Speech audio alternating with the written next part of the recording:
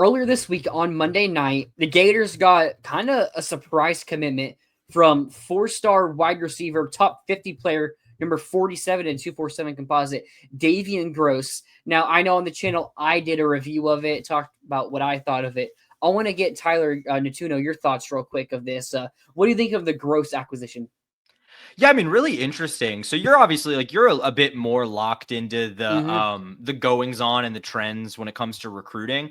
Like, so maybe this was just on me, but like this one kind of came a little bit out of nowhere to me.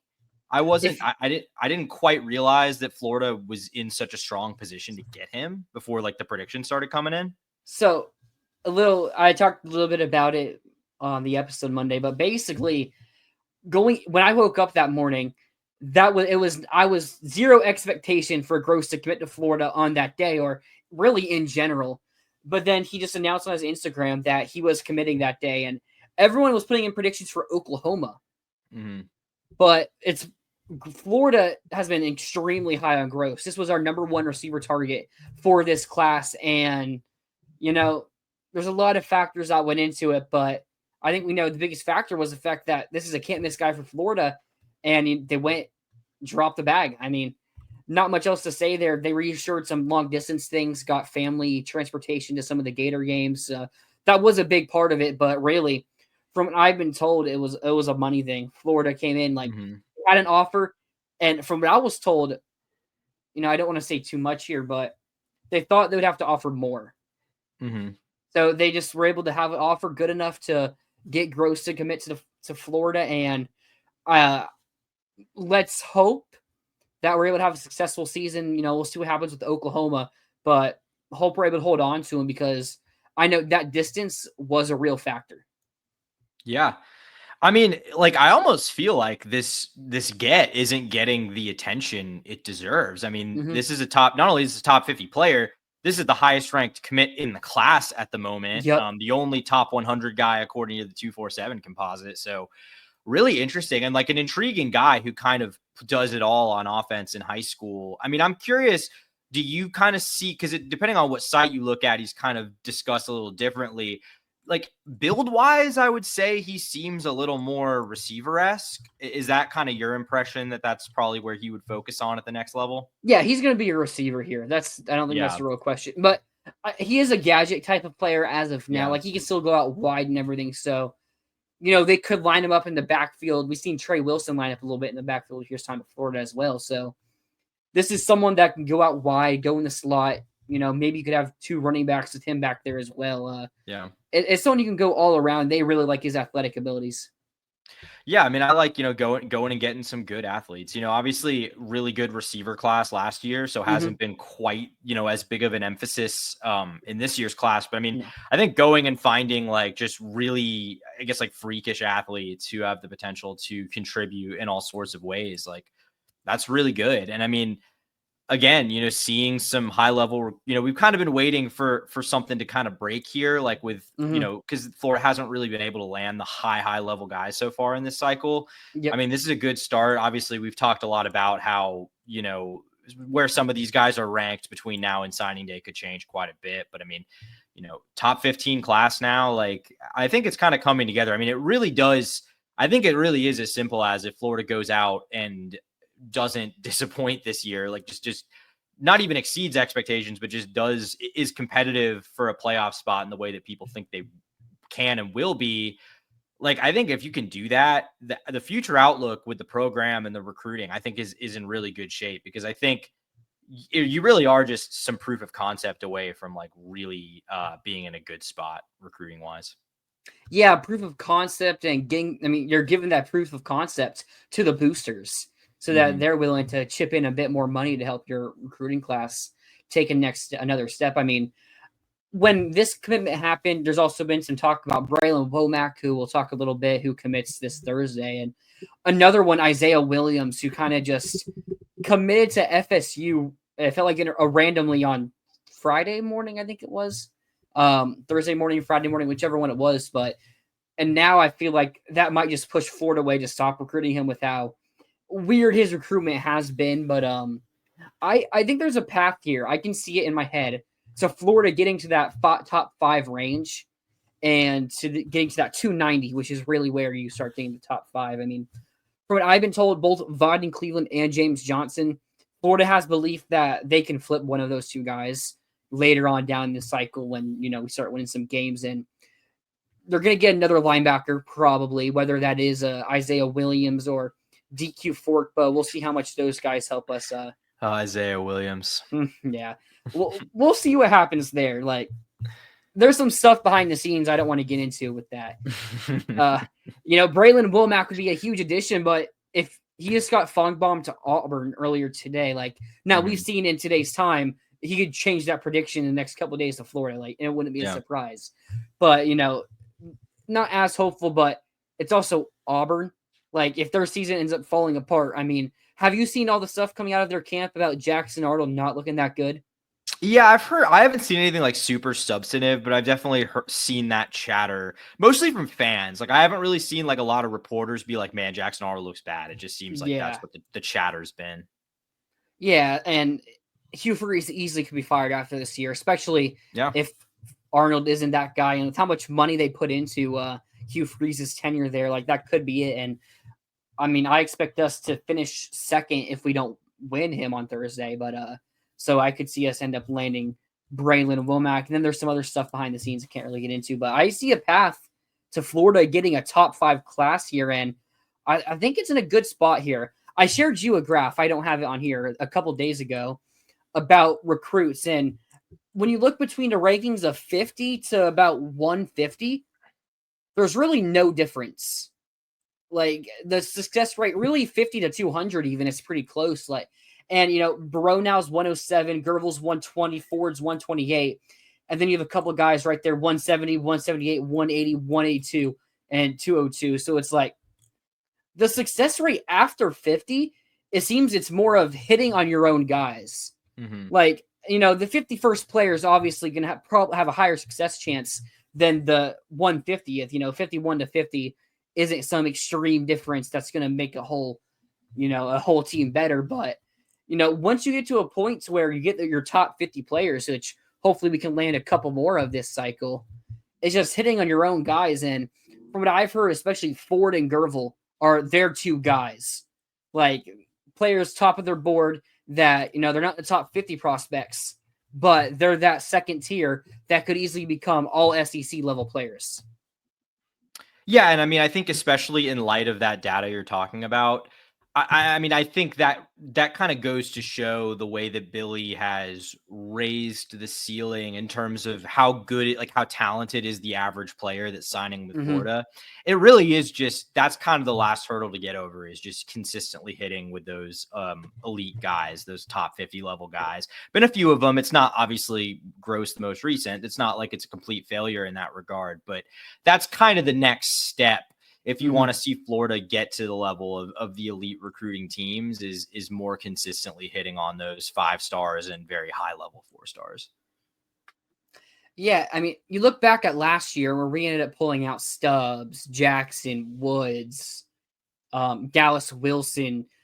You look back, half those guys we probably weren't expecting us to really even have a chance at, and then they end up flipping here. I mean, that could I don't say easily, but that could definitely happen here this cycle as well if we have a real successful season. And Rob, you say you don't think there's a chance at a top 5, top 8, maybe. I see the point of view you see, but if we have a successful season here, I mean, James Johnson earlier today was even saying that he's still talking to everyone. He's on a second commitment now after flipping from Texas or Georgia to Texas. So that's one that, get him on signing day, a day or so before signing day, or a couple weeks before signing day, and he's yours. It wouldn't surprise me if something like that happened with him, and could happen with a couple guys. So I don't know if we can say where for sure our ceiling is, although I think we know where our floor is. I mean, I don't think we're going to have a class worse than top 15 unless Billy's fired or something. Yeah, unless there's major changes. I mean, I think I agree with Rob in the sense that I don't really see the path to a top 5 class at the moment. But the only thing I will say is that now more than ever, the actual material circumstances of these recruiting battles just can change a lot. Obviously with coaching changes, but with money, I mean, all it could take is enough confidence that one booster decides to give a nice little gift for recruiting purposes, and Florida's able to make a competitive offer to a guy it wasn't really in the mix for previously. I mean, we saw so much of that, like you said, guys. We didn't really expect Florida to be in the mix for last year, so we know it can happen. I mean, whether it can and whether it will are two different things. But I think like that is the path to a top 5, is just unforeseen circumstances, but you can't discount that just because just this late stage recruiting is pretty volatile now. So I came across an interesting stat here. Not really a stat, just numbers stat in our recruiting class. So FSU has 12 4-star commits. Florida has 14. They also have 1 5-star and, whatever 3 stars. And so Florida, they have 13 blue chips. Florida has 14. But if you look at ours, what do you think Florida's lowest ranked 4-star is? Like 2 something, mid 2s. 252 with Malik Morris. That's our lowest 4-star. Okay, actually, Florida State lost a commitment. No, that was a 3-star. So James Carrington flipped to Oklahoma. That was a 3-star, so that doesn't change anything here. FSU, so of their 8 players that are 4 or 5 stars, 8 of them are ranked lower than 252. And a lot of them are ranked in the 300s. I think that's really fascinating to see the difference of a 4-star, like being ranked 450 or whatever the lowest 430 or whatever the lowest 4-star, 3-star, 4-star is, compared to ours, who's 252. Like, they're getting guys who aren't that top tier, but they're at that range where if they can hit on them, they can really jump up the rankings or really prove to be really good players here at the University of Florida. So I'm going to put you a little bit on the spot. Of Florida's 5 3-stars, Chancellor Campbell, Janari Carr, Kakua Omua, Desmond Green, and Javari Lucas, which of those 5 are you the highest on? Or do you like the most? That is a good question. I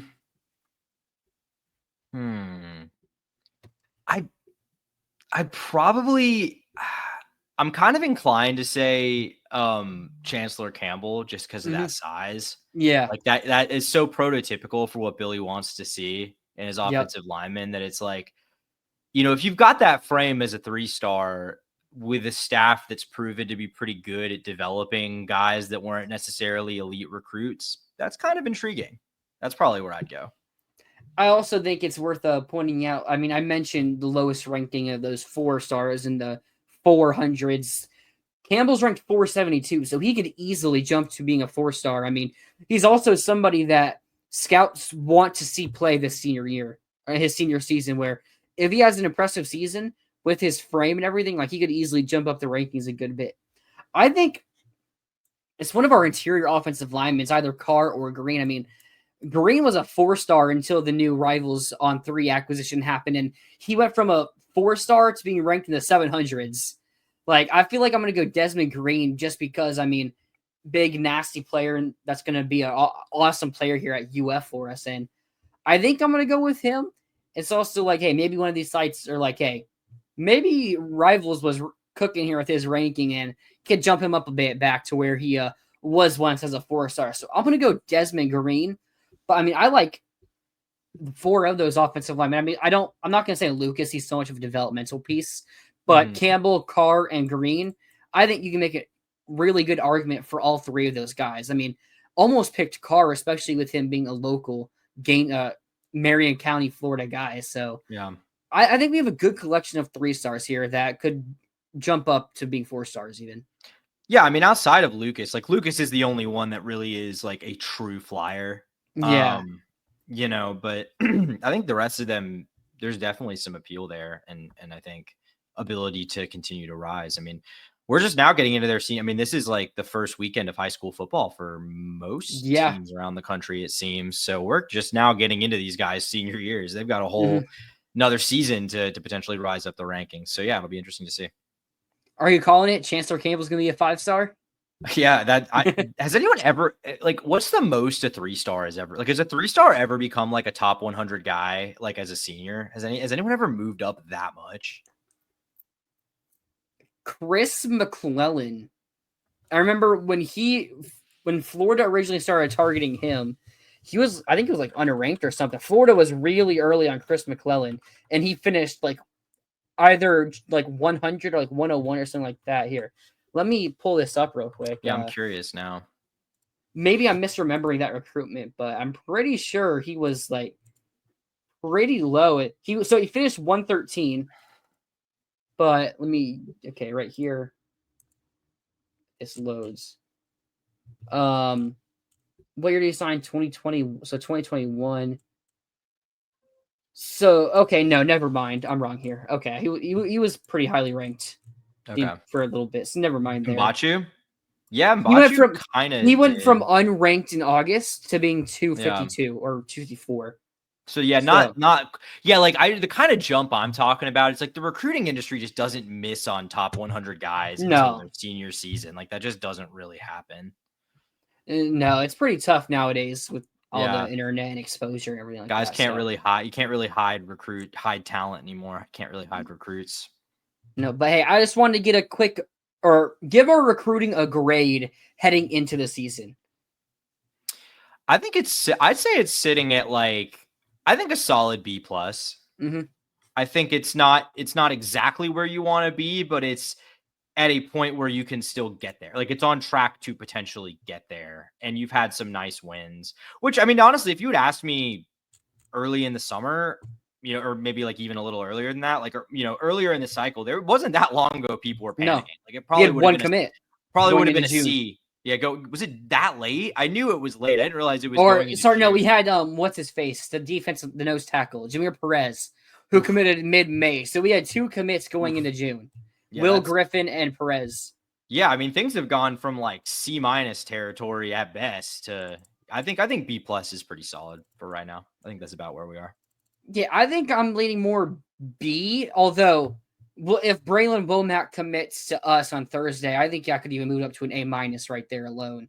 So, could we miss on a couple guys? Trenton Henderson, Jake Krull, the defense, Valden Sohn, James Johnson, and Vodney Cleveland. Like we missed on a couple enough players that I'm like probably should have missed on them, but we can go right back and get them later in the cycle. So I'm gonna say a B. But if we land Womack on Thursday, I'll pick an A-. Mm-hmm. Well, it's also just hard now, especially because like what is missing on a guy mean even because it's not, missing on a guy doesn't even necessarily mean like a failure of recruiting. I mean, in some cases it does, but I mean, at this point it's a matter of resource allocation and all that. So it's like, there are business decisions being made. So it's like, I think Florida has won enough battles for me to be all right with the position they're in, even though there were a couple guys that looked like they were going to get that they didn't. I'll say we fumbled Trenton Henderson. Yeah, that's kind of the one where I'm probably more willing to say that's a failure of recruiting. Some of these, it's like you're in with a guy and someone slides in at the last second and like doubles your offer, and you don't want to match it. I don't think that's like a failure necessarily. Absolutely. But hey, that's just how recruiting goes. So we'll catch up with you guys hopefully on Thursday if we land Braylon Womack, but we'll catch up on recruiting later down the cycle.